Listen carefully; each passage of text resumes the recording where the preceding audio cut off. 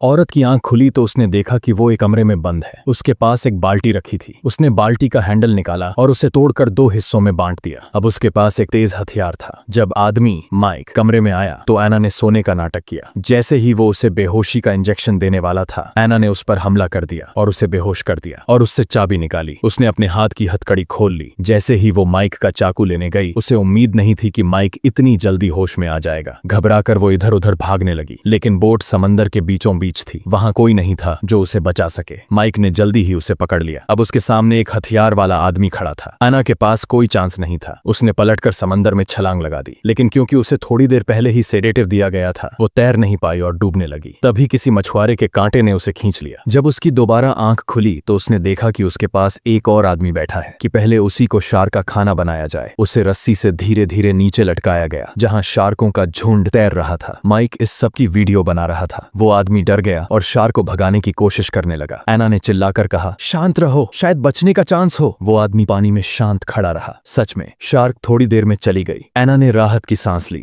लेकिन माइक को यह बिल्कुल पसंद नहीं आया। उसने उस आदमी को वापस ऊपर खींचा और उसके शरीर पर कुछ कट लगा दिए ताकि खून निकलने लगे और शार्क वापस आ जाए। जैसे ही वो उसे दोबारा पानी में फेंकने वाला था, दूर से हेलीकॉप्टर आते दिखे। माइक डर गया कि कहीं उसका सच बाहर ना आ जाए, इसलिए उसने सब रोक दिया। वो आदमी बच तो गया, लेकिन बहुत बुरी हालत में था। एना ने ठान लिया था कि अब उसे किसी भी कीमत पर बचना है। उसने अपना अंगूठा काट लिया ताकि हथकड़ी उसे पकड़ न सके। जब माइक केबिन में वापस आया, एना वहां से गायब थी। असल में वो दरवाजे के पीछे छुपी थी और मौका देखकर बाहर निकल गई थी। जब माइक डेक पर पहुंचा, एना उसके सामने खड़ी थी, हाथ में एक हार्पून गन लिए हुए। उसने फायर किया और माइक सीधे पानी में गिरा। उसके खून की महक से शार्क तुरंत वहां आ गई। कुछ ही पलों में माइक को पूरा का पूरा खा गई।